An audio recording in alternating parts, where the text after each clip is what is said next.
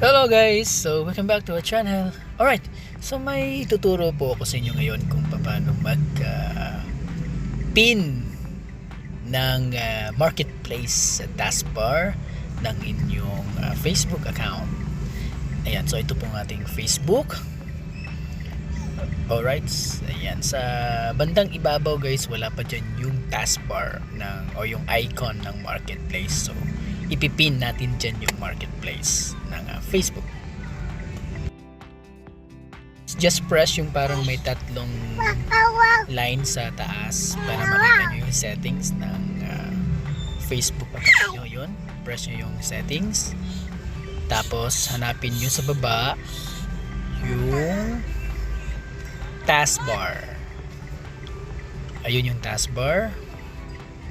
Ayan, so yung taskbar, i-press nyo yung taskbar.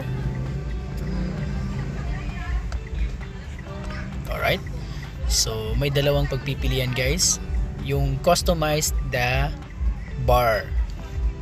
Ayan, so hahanapin nyo ngayon guys yung marketplace sa ibaba.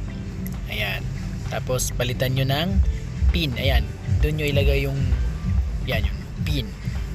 Okay, so balik na tayo doon sa ating Facebook account.